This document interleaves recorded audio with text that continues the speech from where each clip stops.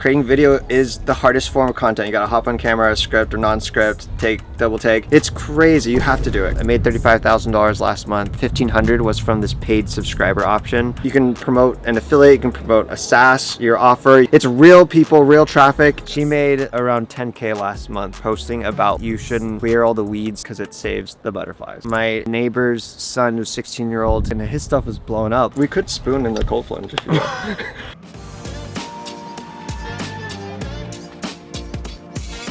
What's up, everybody? I'm here with Adrian Brambilla in the hills of Austin, Texas. He was kind enough to invite me out to his contrast therapy deck here. Is that what it's called? Yeah, it's a sweat deck. The sweat deck, okay.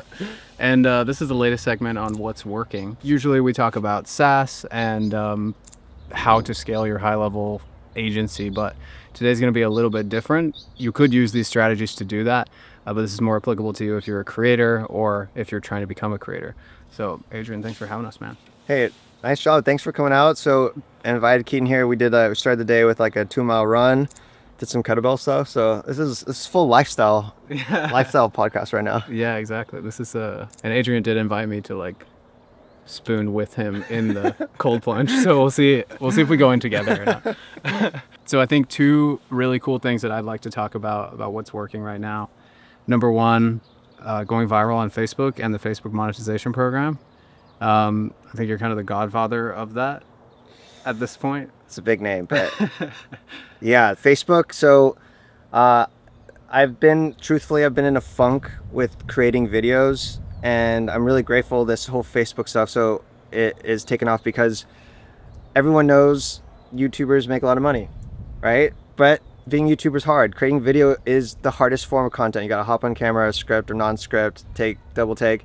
So Facebook comes along, like this works right now. Last 90 days, for example, I have over 500 million views on Facebook, and it's not from videos. It's from every other form of content you can create on Facebook. And I think, I can't explain why it's happening. I don't know what Facebook's doing, why they're experimenting it with, but like, for me in this funk right now, we're not creating videos. I'm so grateful because I can easily create text-based posts or have ChatGPT create those posts for me using my voice, I guess, and post at scale. Like yesterday, probably like 30 different posts were made on my page, and it probably got around 1 to 2 million views. Is pretty much what I'm averaging every day, and not just the views, but like real leads are coming from there. Like you can promote an affiliate, you can promote a SaaS, your offer. I have a salesperson that we're directing leads to. So it's like, it's real people, real traffic. And right now, I don't know how long it's going to last, but like creating text-based posts, and we can talk the specifics, like what is a text-based post, but it's crazy. You have to do it because I think it's so much easier than making videos. So I want to talk about how to get approved, how to actually create the content, what the conversion mechanism looks like, but we gotta get started on the sauna. Let's do it. All right, first round one, let's do it.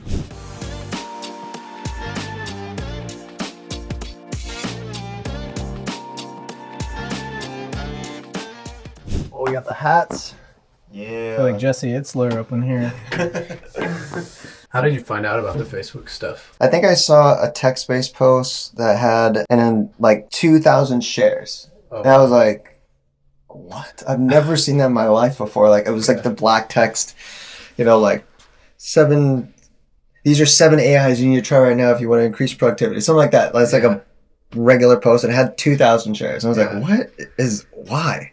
And then I saw it again, like another text-based post had like tons of traffic, tons of shares. I'm like, what? Like, what is happening? So I think that was like probably 5 months ago. And then like immediately I was like, well, I'll start posting text, and then I did get confirmation. And this is like, sometimes I feel like you see something working, you don't usually get confirmation. But I message him, we don't know each other, we've never met, and I messaged him like, hey, like I just saw your text base blow up. It's like did you run ads? That's the first thought. It's like, did you run ads? Like, no, it's organic. I'm like, Okay, that's a sign. Because I think if like all I need is like one person like that's I see it happening, it's like okay, that's possible. And then the monetization, is it mostly from the like subscribers or mostly from Facebook? It's Facebook. It's like the equivalent of like AdSense on YouTube.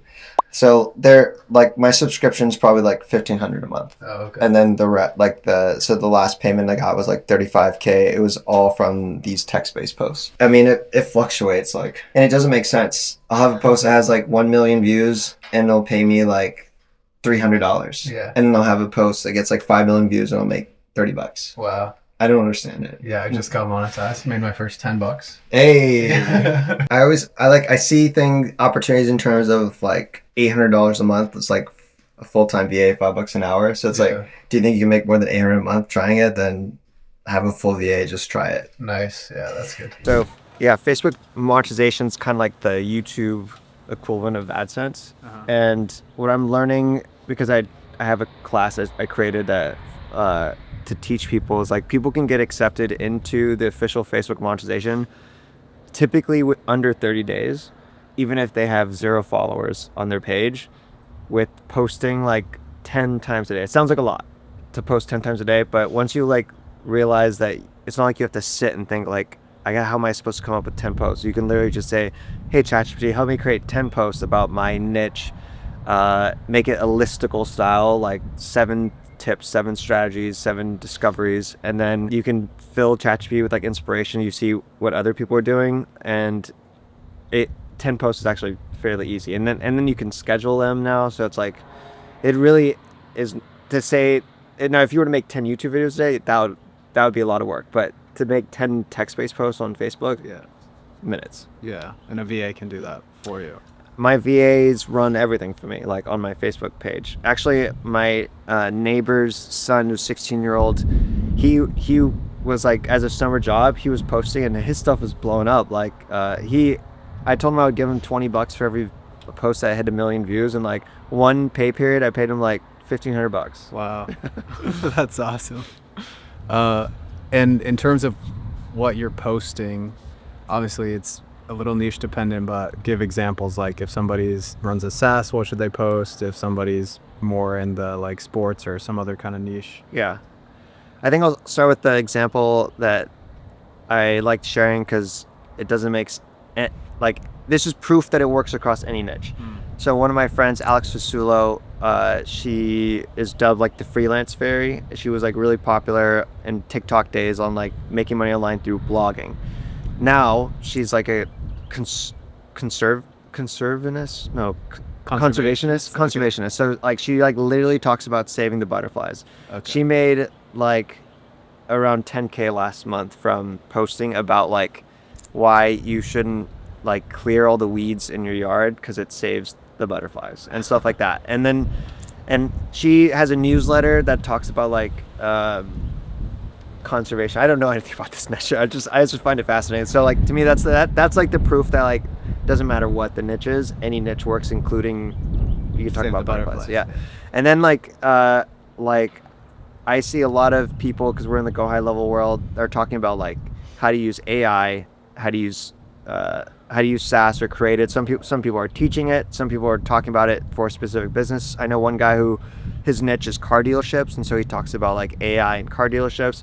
And his post, for example, I don't know if his post will ever go like mega viral, but it doesn't matter. It's like one lead sees that post, because right now Facebook is just being super generous and organically and just pushing it out there, that could turn into a customer. So yeah. And if you're like me, where I've just sort of accidentally built an audience on Facebook in addition to YouTube, and like I can't seem to crack some of the other platforms, but if you like are like me and you spend all day on Facebook anyway, like it's kind of nice. And I can't overstate how nice it is to, even if it's like 50 cents from one post, it's so motivating. Why is it so motivating? It's like, okay, that paid for, half of a coffee. I'll make 5 more of those. I think the problem is now I justify all the time I spend on Facebook. And that's not good, because I know I'm not being productive all the time. So I noticed underneath your post you have a thing that's like join my membership. Mm-hmm. That's Facebook direct memberships, right? Yeah, Facebook has paid subscription option like the other platforms, but I use it only because Facebook has an auto. This is like an auto pinned comment. You can write anything in this auto pinned comment. The subscription revenue. So just share context. I don't know if I already did. I made $35,000 last month, and about 1,500 was from this paid subscriber option. The other money comes is literally from like the AdSense equivalent of the views. And how many views did I make that? It was again like 500 million. It was like a lot of views to do that. In this auto pinned Facebook post, I actually have a link to the class that teaches it, and that's being auto pinned. And then on top of that is like this paid subscriber option. It's just like a faster way that because now that we're posting 30 to 50 times a day, a VA can forget to like do it, or like we post so much that oftentimes we get suspended from commenting on our own post with the thread. So it's like the Facebook pin is a way like to bypass it. Okay. I feel like that's not really gonna be a problem for most people, unless they're like get obsessed with it like I did. Yeah. But that pin is taking them to like a what, $9 a month membership or something like that. I think I've tested it, but all I'm doing for that subscribers is I have like a bunch of old classes, and I have a VA that posts like a new one every like 2 weeks for it. Okay. But for me, that portion and that revenue, that's like an accidental income. Yeah. But I know for some, like I think more of like gamers who really rely on like paid subscribers. But yeah, I'm sure someone can scale it up. I guess I don't care enough about that. Yeah. So you would recommend making that pin comment, whatever your main offer, like intro offer that you want people to get in. Mm-hmm. Okay. Yeah. You're selling a masterclass on how to get monetized on Facebook and do that, and it's like what, $50 or something like that. I have a lot of different offers. To me, it's like I think the term is like it's a meta offer, right? It's like this is like people are seeing me on Facebook, post about Facebook, and I have a class that teaches how to do it. So it's like it's all meta, but that's not my main thing that I do. Yeah. It just makes the most sense right now. And then I'm getting high level affiliate commissions from my posts on Facebook. I get brand deals, and I don't have an agency. I bet if I wanted to get agency and get like we were talking earlier, like getting like 2 to 5K clients, I could probably do it using Facebook. But that's just not the game I want to partake in. I'm just trying to share like. Sometimes I'll see the example of what the person's doing. It's like, oh, that means I have to create a class on Facebook. You don't. You could divert that traffic to any offer that aligns with whatever your business is. When you say you're getting like high level affiliate clients from it, or affiliates to whatever software, you're just posting about that software and then you put your link in the comments?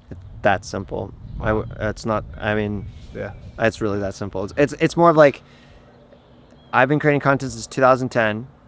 I was popular on Vine, disappeared. I've been hot in places, I've been cold in places. So right now, Facebook is like, it's a hot spot. Yeah. It's not always going to be this way. And now, because people follow you, they have a bit, I assume if they follow you, they have a business acumen on how build a funnel, how offer works. So it's like, here you have a place to capture a lot of attention and influence, and it's up to you how you're going to divert that to monetize. And there's a lot of different ways you could do it. It's literally that simple, right? Like, is there any gotcha or like catch? I mean, what are the variables that make it sound too easy? It's like you might post and you might not get traction right away.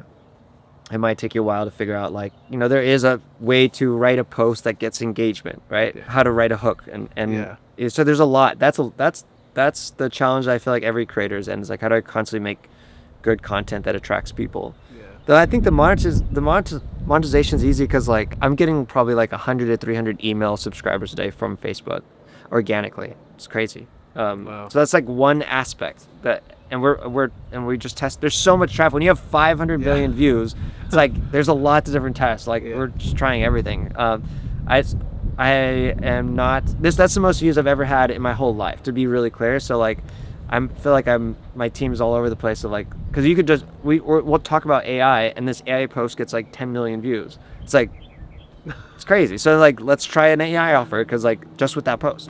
And when you've posted, let's say 10 times a day for 30 days, usually Facebook's gonna reach out with a notification and say you're eligible, right? Yeah. Nothing you can do to apply. Yeah, that is for the ultra beginner.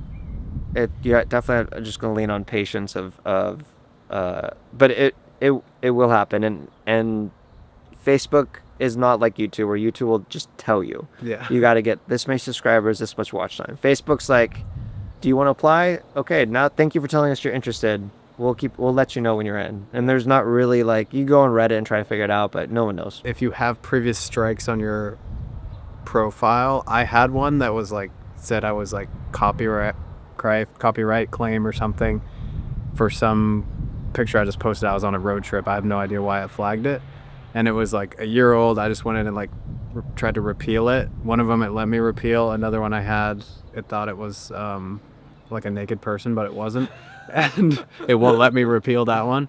But the one that I did get repealed, and then like a week later I got monetized. Oh, nice. So, Cool. but they had been reaching out with like, we've given you increased reach. Like they'd kind of been like hinting. So I think I just need to remove that one, and Yeah. then I got approved. No more nudes, man. Yeah.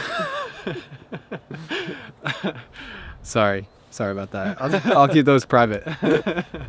And then the other thing that I think you've gone through recently that a lot of people would get a lot of benefit from is you went through a tragedy, and you've kind of been figuring out how to bounce back from that in work. And you're a big, financial independence, retire early kind of guy, like lifestyle business. And you were at your peak, this tragedy happened, and then you've been kind of honestly struggling to rebuild and struggling to find the will to work in some ways, right? So for someone who's maybe going through something similar, or just is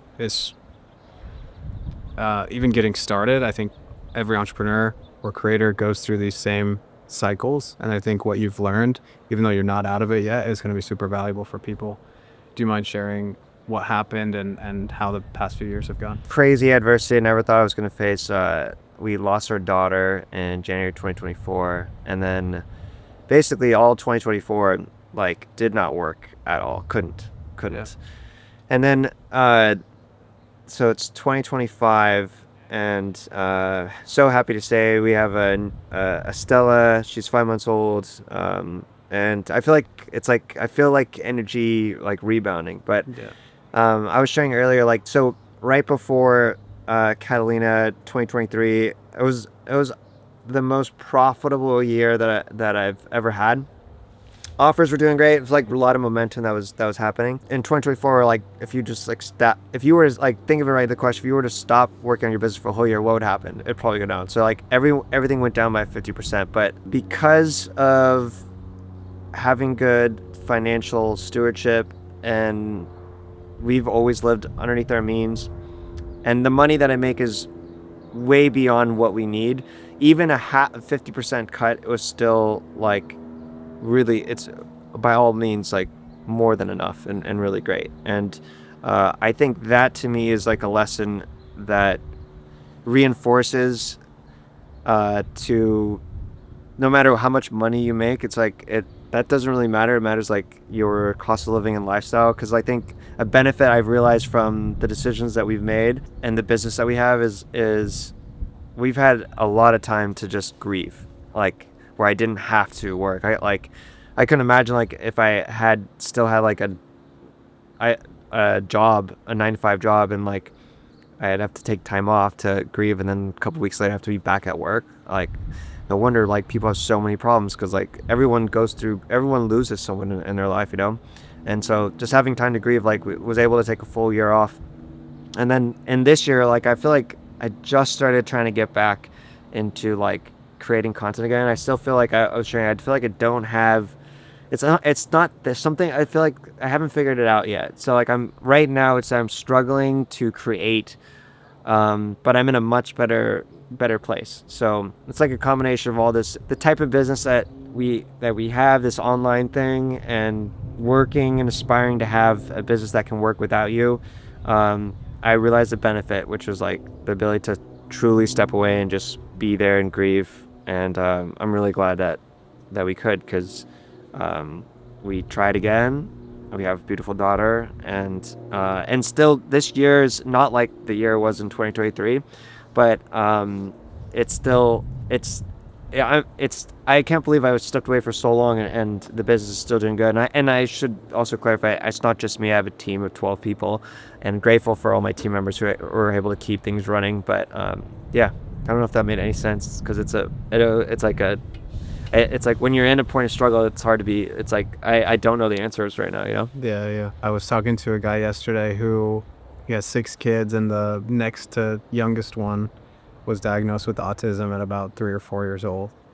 And he has this job that takes him out of the house every day.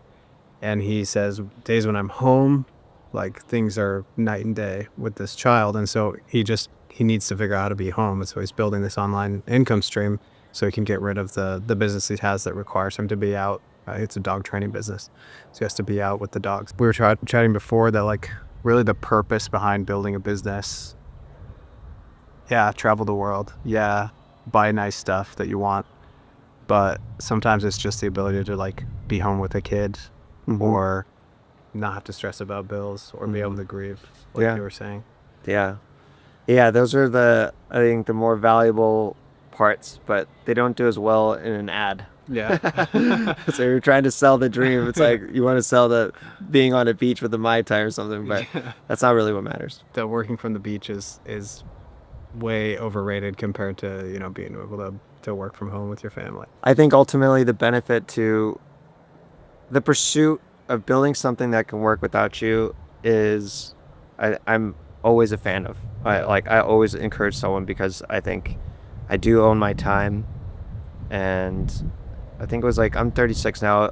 It's like 32 was, I think, the point where we had enough invested, where you could say we're like financially, I didn't have to work anymore. And the internet made that much faster. Like if it wasn't for pursuing the online business stuff, I would have been just like most people. It's like probably 65. But because of the internet, and scale with leverage, what you can do online, it just really accelerated it. But you still have to have financial discipline. A lot of people, I think these really high profile people that we're about to meet and go high level, I think most people make a lot more money than I do. But I think that they also spend a lot more money than I do too. So we've always lived really underneath our means. It is a superpower. So it's like, you want to make a lot of money, of course. I would encourage everyone to make a lot of money, but I think we've always invested so much. Actually, I shared this in my book. We've invested like $30,000 a month for probably, I think we're going on like 7 or 8 years now. Wow. So it's like that money's just always going. That's like a minimum that we do. That's like our baseline. And so like that's just like that. To me, that's like, no matter what I do in business, I could have a really bad business, but because I've already put almost 10 years into that, like that's going to be what allows us to have time. What is the purpose of continuing to work for you at this point? I think as I'm trying to get back into work, I feel like I am thinking more critically on what I'm doing, why I'm doing it, and operating like out of choice. My answer right now, I don't know if this is what I'll end up doing, because I'm not doing it, but I love telling stories. I want to continue to create and tell stories, and I think it's going to look a lot different than what I've done in the past. I feel like I wasn't just operating from a sense of like joy. I was operating from most things, like how to grow my business, how to make money, at like what's trending, what's a topic. And I think I'm just going to operate off I'm just going to create and tell stories, and I don't give a damn. I don't give a damn if no one likes it except for me, but I want to create content that I'm going to be proud of 10 years from now. And I can definitely say a lot of content I've made, I'm not proud of now. Like I went viral a lot on TikTok, a lot of views, a lot of cringe stuff. I'll probably still create cringe. Everything is cringe, but I think I want to be able to just like tell good stories, care about the story, and I don't know what it could be about. So I really don't know. It's like a weird point to do an interview right now for me. Yeah. I've talked to a few people in this kind of phase where, I'm earlier on in my career than you. I'm 28, and but similar space where like I've built something where if I needed to take a couple of years off, I could, and really just if I wanted to scale my hours back as minimally as possible, I could. But why do we keep pushing? Why do we keep trying to go bigger? I think for me, it has to do with like learning and wanting to pass like the mistakes that I'm going to make and that I have made, the learnings from those mistakes onto my son and, any other children that I have. That's like the most powerful capital we can pass down. And so, I don't know, maybe that's part of what drives you too. I love it. Yeah. I resonate with that. Cool. Thanks, man. This is awesome. Thanks for going out. Boom. As the sun rises. That was great. Sweet.